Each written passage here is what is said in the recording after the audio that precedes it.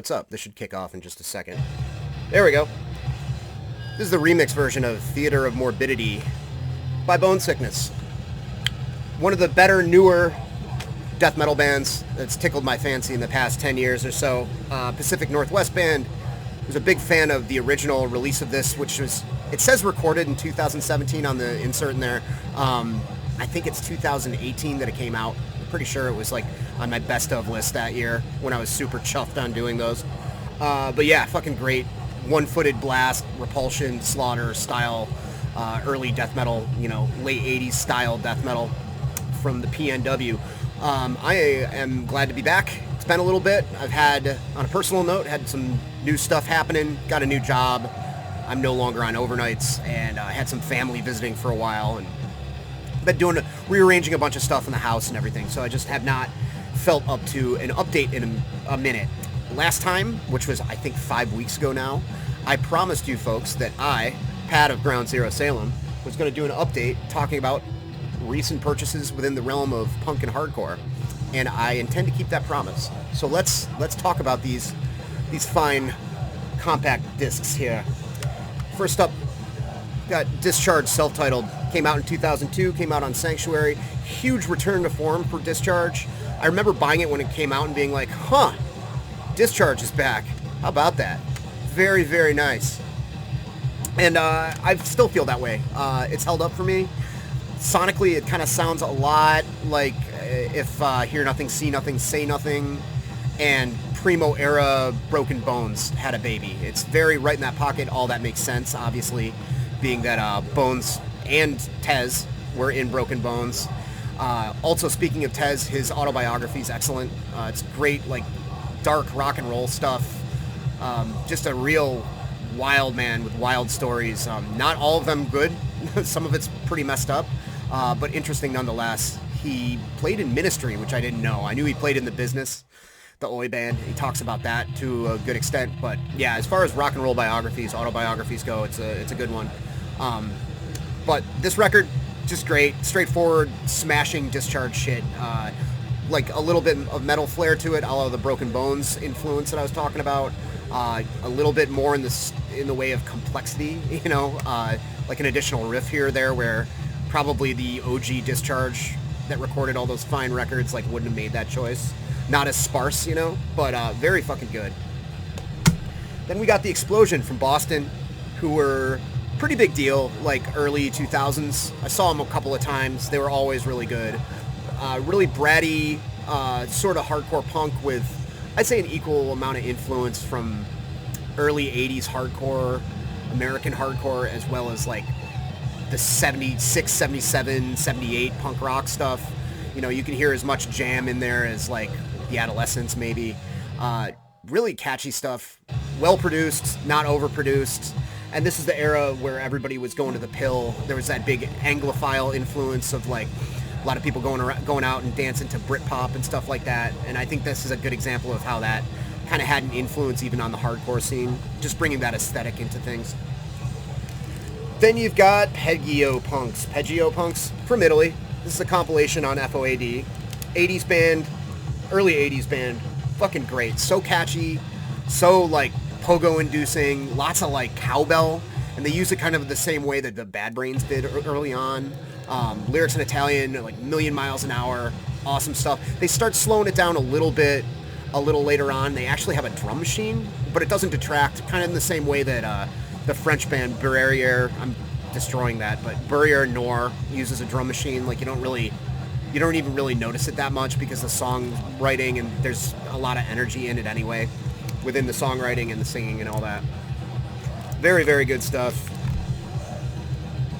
Then Morning Again, one of those bands I just wanted to catch up with. There was a lot of metallic hardcore that I liked in the late 90s, but a lot of stuff that I never got around to really listening to. And I've been kind of, you know, checking a lot of stuff out in the last 10, 15 years, getting back into Unbroken's Life, Love, Regret, and Bloodlet and stuff like that. Morning Again was a box I needed to check, a band that I knew that was pretty important for that sort of stuff.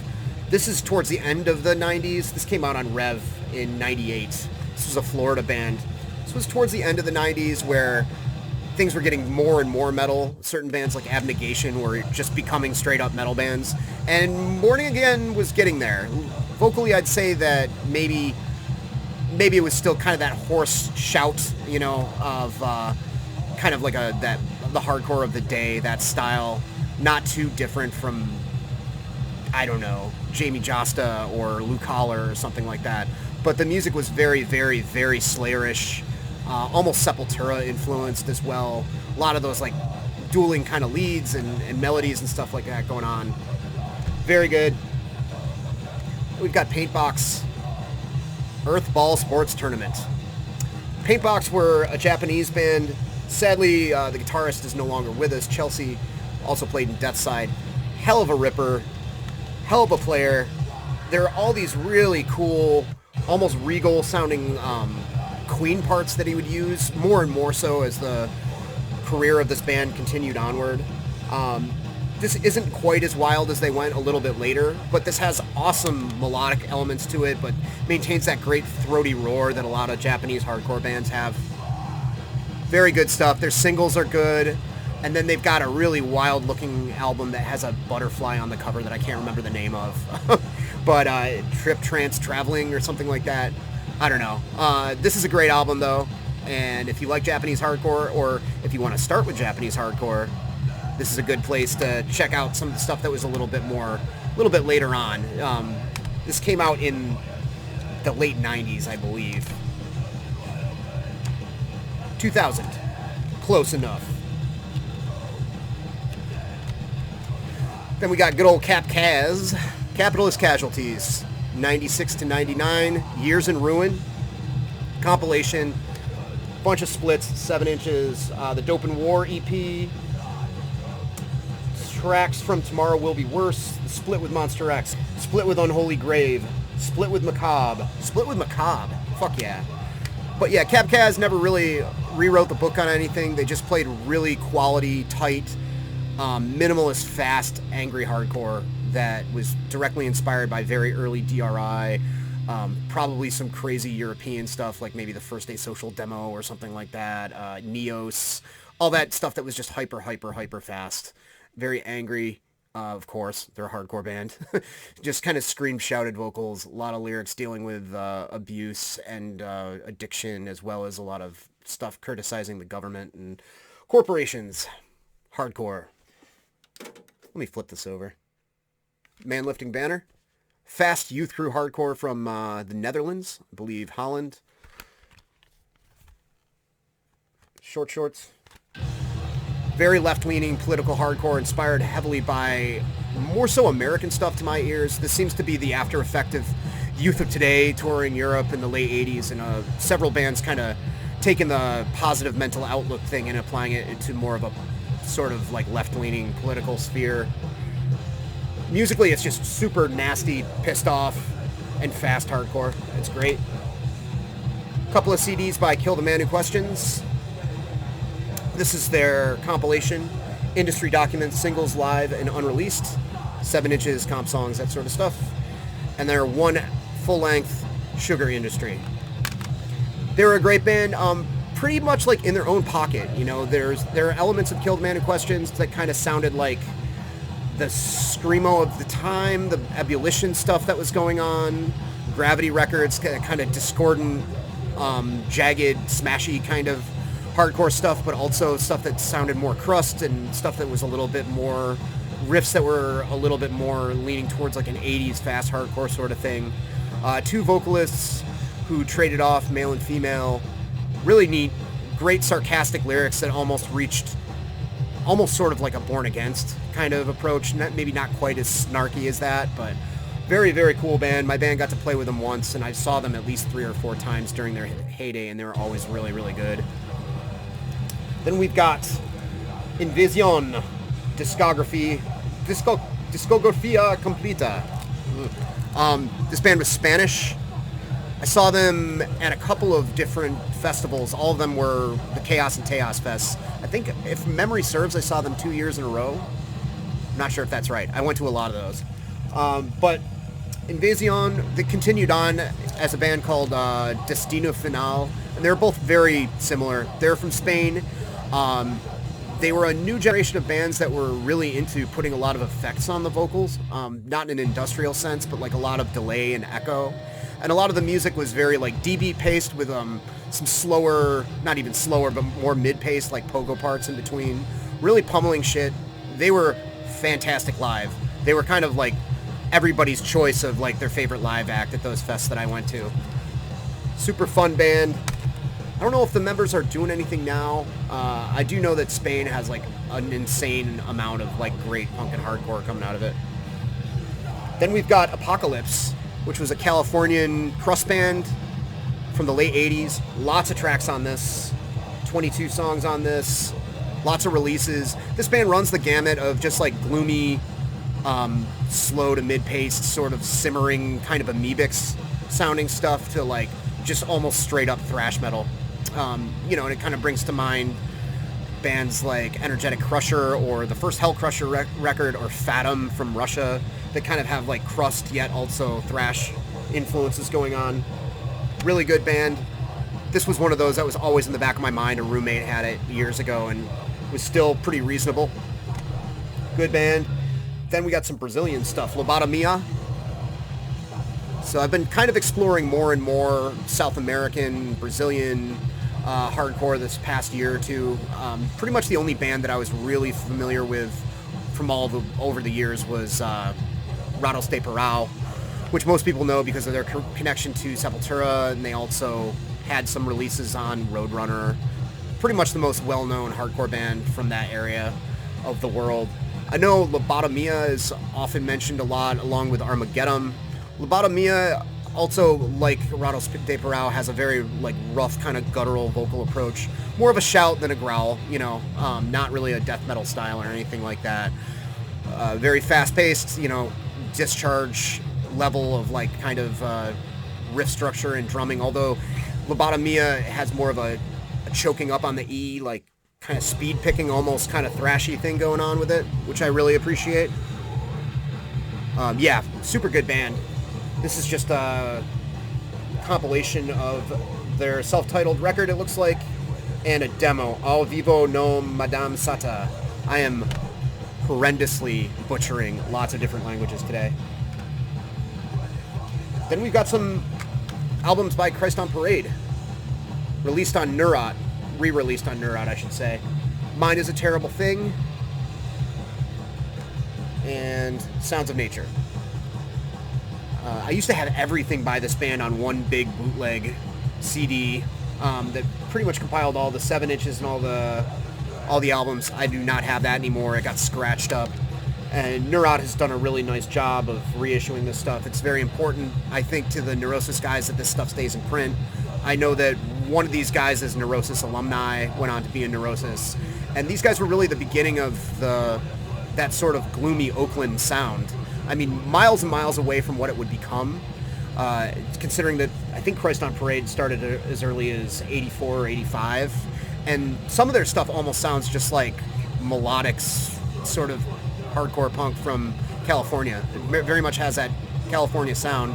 It's kind of sunny on some tracks, but some tracks really go into like weird slow parts, and they just have a sort of just an atmosphere of gloom over them, and you can definitely hear that. And I mean, their aesthetic choices too, their artwork reveals that as well. Some of the stuff is also just straight up rips, like it's just ripping hardcore no matter how you slice it as well. I always really preferred this one because this seems to have more dark stuff going on with it, which is weird because this one actually came later. This one I feel like is a little bit more straightforward. The Mind is a Terrible Thing. But regardless, they're both excellent records. Let's see, Sounds of Nature was reissued by Prank not that long ago on vinyl. I also have it on there as well. It was originally on Pussmore. Be nice to have a copy of that, but it's probably a lot. Then we got Quadialaka, who were an Atlanta area band, and they were really different because they had that sort of Fat Records sound. If you're not familiar, Fat Records is the guy from NoFX's label, and early on, Fat Records had a bunch of bands that just sounded like NoFX. Very, very tight. Probably could be playing speed metal or something if those bands wanted to, but they were playing this sort of melodic, surfy, almost like barbershop quartet sort of vocal approach style stuff, but hyper fast.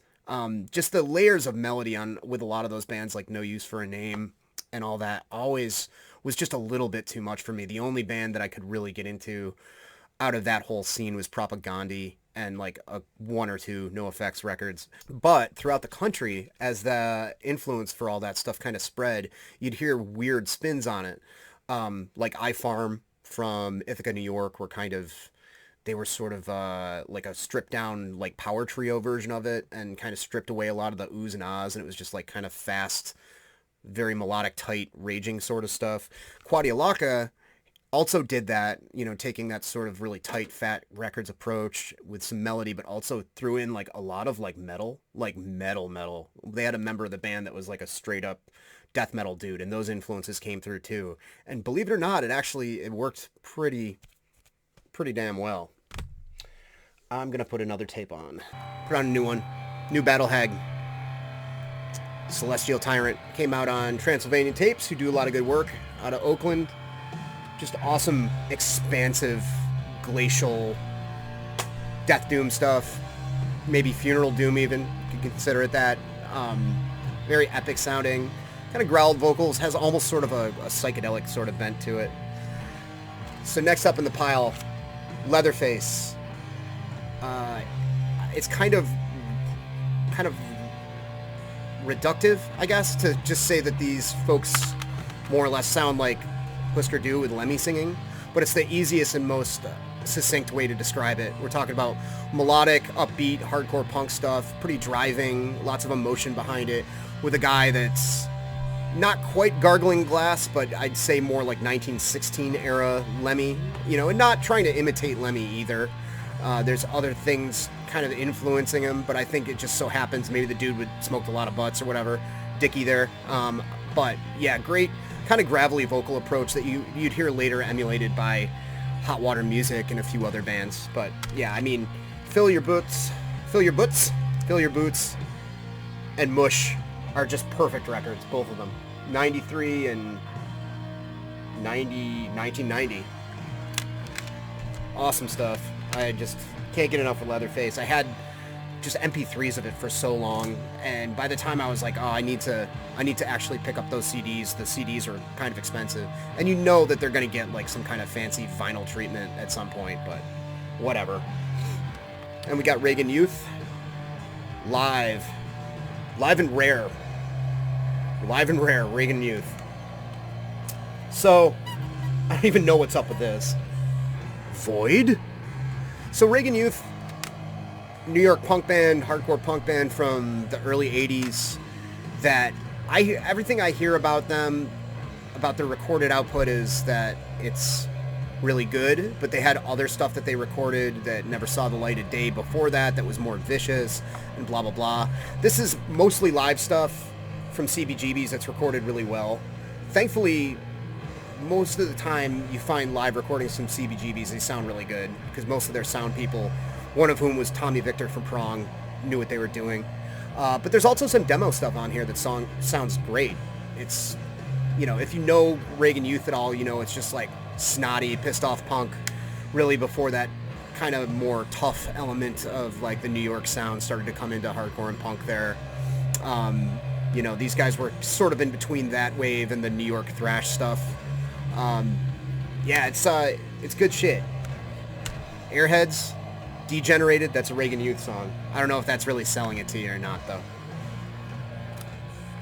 Then you got this compilation of Restart stuff, Job Club, Actively Seeking Work, 96 to 98. So this was a punk band that I saw in the UK the first time I went over there, and they just ripped it up. I bought both their 7 inches that they had for sale, which are included on this. This is all their early material, which is their first 2 7 inches, this Job Club demo, and then a split with another band. And it was hyper tight, snarling punk, super angry but not Crust. It had 2 vocalists trading off, guitarist and bassist both sang. One guy almost sounded like Lemmy. Again, the other guy was like a little bit more of like a higher pitched, like bratty British kind of punk vocal.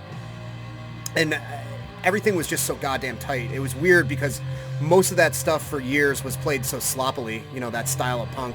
And these guys, I think, had just been at it long enough and just nailed it. The guy Mick was in a band previous to this called Coitus, who I also have in this pile here. And comparatively, I'd say, like, if you hear that 100% Two Fingers in the Air punk rock record by Chaos UK, it's kind of like that. Or like the Suicidal Supermarket Trolleys, kind of along those lines. Just snotty, like, street punk kind of stuff, performed with the maximum amount of, like, viciousness and musical tightness is the best way to put it. What did this come out on? I don't even know. Active. But yeah, 96 through 98. I caught them right after that in 99 with the Verukers and Distraught, who are also great. Then another classic from my youth here, Not Enjoying It by Violent Society. I had this back in the day. This is a reissue of it. This is a band from Philly that used to play constantly in my neck of the woods. Played in Albany, it feels like every month. They played in Syracuse a bunch of times. And they were also another band that captured that sort of snotty 82 era British punk thing, but they also combined it with American hardcore flawlessly. There's a few real obvious nods where it's like, this is like one note removed, basically a Sex Pistols riff, just for joke, you know, like this is obviously a big nod to Dead Kennedys, you know. They were definitely having fun with it, and as time went on, they got faster and faster and sounded almost more like a straight up hardcore band. Yeah, really, really good shit. This is like a pogo in your puke kind of scene, kind of time. Then we have Extreme Noise Terror Damage 381. I was always curious about this one. This is the Extreme Noise Terror, the ENT album that came after Retribution. And this had Barney Greenway from Napalm Death singing on it. I know at the time, I think I read Barney was taking issue with the approach of Napalm Death. That's when they were right in the middle of the 90s where they're like Inside the Torn Apart and that stuff. He left and sang for these guys, and their singer, Phil Vane, left and sang for Napalm. Napalm? Pronouncing stuff like Matt Berry. And this is a really good record. It sounds a lot like the Napalm stuff where they were kind of going in more of a death metal direction. It's not too different from Harmony Corruption or Utopia Banished, maybe a little bit, maybe dialed down slightly, you know, not quite as blazing and blasting as that, but along those lines, you know, slightly chunkier, I guess. And it says for vocals, Barney Greenway, Dean Jones, and Phil Vane all sang on it, so I don't know if Phil came back or what the deal is with that. I couldn't find any info about that, but produced by Colin Richardson, so it has that really clean, like, earache kind of production style. It's a fun one. Not going to be the first one I grab from Extreme Noise Terror, but it's cool. Then we got Word Salad, Death March 2000. Band from the American Southwest. This came out on Prank right around the turn of the century.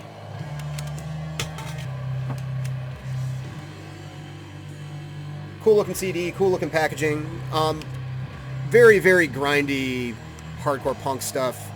About 1 degree away from being considered like a straight up like grindcore record probably. I feel like there's a certain sound for that area. Logical Nonsense originally being from around there. Catheter being from that area of the Southwest. And it's pretty visceral. It's pretty non-stop and just ripping. And pretty good. Pretty metal. Yeah, not much else to say than that. Raw Noise, Terror Continues. So this is a ENT side project with Dean Jones on vocals. I guess the original iteration or the original version of Extreme Noise Terror was called Raw Noise. It was Dean Jones' first band, and he took a member or two and started Extreme Noise Terror.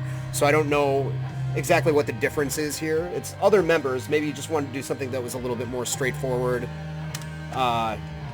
Around the time this came out, maybe ENT wasn't doing anything, I don't know. But it sounds a lot like classic ENT stuff, just that straightforward raw, you know, Discharge-inspired grind kind of stuff, Crust kind of stuff. You could say it's also kind of similar to Doom, you know, along those lines. Then we've got another one from Eyyyy here, Destroys Necropolis. Came out on Sound Pollution, I think posthumously, after Destroy had broken up. It's pretty much everything this Minneapolis crustcore band did. I make sure to actually call them crustcore, because according to Felix von Havoc, the singer from this band, who used to write for MRR, ran Havoc Records, did a bunch of other cool bands, etc., etc., he wrote columns talking about grind and crust and explaining stuff and breaking it down. And he was careful to point out that pure crust was something different than bands like Destroy. Pure crust was stuff like Deviated Instinct and Prophecy of Doom. Destroy and Doom in bands like that were crustcore. So, you know, that sort of anal retentive subgenre splitting doesn't just happen in the metal scene. That being said, this is pretty fucking metal. Almost death metal at certain points. Really kind of thumpy, like double bass, like not triggered at all. Very, very organic acoustic double bass going on there. You know, chainsaw, blender guitars, completely nuts, you know, PCP Gibbon kind of grindcore vocals. Really cool shit. You know, there's a bit of the Scandi influence in there, of course, as far as like Scandinavian hardcore. And everything they recorded, all of which is pretty damn good and pretty classic. I never forget like how catchy this band is. They did splits with a bunch of bands, one of the most well-known being Disrupt. Then we've got Coitus, who I mentioned earlier. It's a double CD compilation of, I think, their entire recorded output. This was a band of, I think a bunch of the members were Irish, but they lived in England. One of the members also went on to do a band called Cold War that was awesome. It was this guy, Skinny. And this guy, Mick, here was in the aforementioned Restarts. This stuff is a lot crustier than the Restarts. Again, you can't really come across a band that's sort of crusty from the UK, I think at least during a certain time period, that didn't have somewhat of a Meebix influence on their music. And that's on some of this. Not throughout the whole thing. There's a lot of that kind of shimmery gloom stuff that I mentioned earlier. There's also a fair amount of like driving, like Motorhead Venom, filthy kind of stuff going on. And a fair amount of just like fist in the air kind of drinking sort of vibe all over this as well. Good shit. Kreuzen, the self-titled and October file on the same Lil CD. What a huge, huge difference between those two records. I also just recently read the Sam McPheeters autobiography. Not autobiography, but book. It's a bunch of chapters that are different thoughts reflecting on different times in the dude's life and different records that he likes. Sam McPheeters, who most famously is known for being the vocalist for Born Against, but also ran, I can't remember the name of the label he ran, Pirology, I think. No, that was Mark Telfian. Can't remember the name of the label he ran off the top of my head, but also was in Men's Recovery Project and the Wrangler Brutes. Wrote a bunch of stuff for different, did a zine, wrote a bunch of stuff for other zines. At any rate, in Sam McPheeters' book, he talks about really influential hardcore records and how threatening and weird the Kreuzen self-titled is, just because it has a vocal approach that, unlike other than a few bands, death metal hadn't happened yet. You know, this came out in the mid-'80s. There's only a handful of bands I can think of off the top of my head that even came close to what Kreuzen was doing as far as like sounding so angry and desperate that they almost didn't sound human. You know, Negative Approach being one of them, the Scam from New Hampshire, who I think actually came a little bit later. Of course, after that you had Rorschach and stuff like that. But just these horrendous, like, hollow shrieks coming from this guy. The music was fairly straightforward as far as like the riffing goes, but a lot of the songwriting choices are sort of odd and weirdly mangled. Lots of short songs. Just a vicious hardcore record. And then you have the October file, where you're like, okay, this sounds like Voivod now. The vocal approach has reined in quite a bit, and it's got this odd, jilted approach to songwriting that a lot of people compare to Voivod. A lot of people said that this was a big influence on Voivod. I would definitely believe that.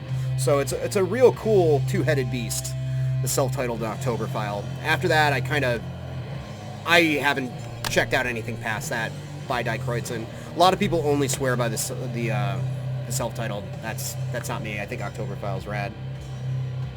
Then we got this Paranoid Visions double CD compilation, Black Operations and the Red Mist. So this is like the underground punk band of Ireland from, I want to say, the mid-'80s up until the present.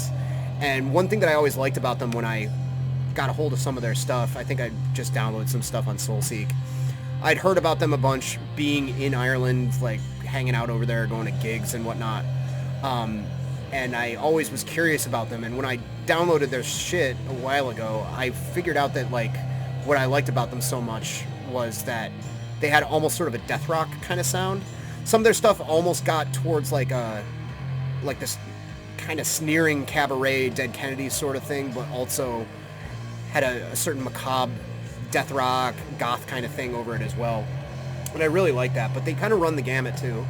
You know, a lot of it just kind of sounds like straight up British punk. Some of it sounds goth. Some of it almost gets into like a clean sort of new wave kind of territory. I know they worked with Steve Ignorant too, so they were kind of involved in the anarcho scene somewhat. But definite classic band from that area. Then I've got the Chaos UK Burning Britain. I avoided Chaos UK's earlier stuff for a long time. I think I heard the Shipping Sodbury Bonfire tapes or whatever it was, like years and years ago. I had the Blue album, the blue with like the black squares on it, and all of it's just so sloppy. And I like sloppy stuff, like a fair amount of like raw, you know, not really expertly played punk stuff, but it was kind of a bridge too far for me for the longest time before I developed an ear for it. Kind of started listening to, especially lately, like a lot more Scandinavian, early 80s hardcore stuff, and I was like, I gotta delve back into Chaos UK, and the Burning Britain EP is a good place to start with that, because it's some of their earliest material, but it's a little bit more together than Short Sharp Shock, which I can never say, and some of the other stuff that came out during that decade. This also compiles a bunch of their singles. It's got a bunch of tracks on it, 22 tracks, some demo songs and stuff like that that also sound pretty good. After that, after I absorbed this, I was like, let's check out Short Sharp Shock again and just give it another shot. And I enjoyed it. Alright, a couple more. This is a compilation, We Won't Take No More. And it's just a lot of awesome UK political stuff, punk stuff, hardcore. Conflict, Anthrax, not the New York band, the Anarcho-Anthrax, Capitalism is Cannibalism Anthrax, Broken Bones, Subhumans, Icons of Filth, etc., etc. There's a DOA song on here, though. Might be the only non-UK band on here. Some deeper cut bands like Rubella Ballet, who I really like. There's an early Sacrilege song on this before they got like super metal. Great compilation. Speaking of Rubella Ballet, I wanted to get something by these folks too. These folks were like more or less the black sheep of the anarcho-punk scene. It seems like they played the States not that long ago, a couple of years ago. I didn't go, but I saw some people posted photos, and they completely cover themselves in Dayglow and have black lights going and stuff. It looks like a really cool stage show. And musically, they're a lot more bright. I mean, it's got a pummeling kind of upbeat post-punk sort of sound to it, but it's a lot more like poppy and fun. And they're cool. They're kind of, I think, like in terms of anarcho-punk, they're kind of more along the lines of like Zounds or Chumbawamba before they were doing the whole tub thumping thing, kind of along those lines. Very tongue-in-cheek, it seems like, with a lot of the lyrics, which is always cool. And then finally, last but not least, we've got State of Fear. This is Jay Styles of Disrupt. After he left Boston for a little while, was living in Minneapolis, doing something that wasn't too dissimilar from Disrupt. There was less like kind of stompy breakdownish parts that Disrupt had, and a little bit more attention paid to maybe worshiping Scandinavian hardcore as opposed to sounding like the crusty extreme noise terror or doom kind of stuff, although that's pretty prevalent in the sound as well. Super great, real catchy crust core from Minneapolis. Pretty much everything you can track down by Jay Styles that he's been involved in, you can't go wrong. Consume's really good. Nightfare's new band, also really good. So yeah, that's it. I'm gonna edit this, which is gonna be a fucking mess, and maybe I'll record something a little bit later. It's Memorial Day, so remember the fallen. Talk to you later.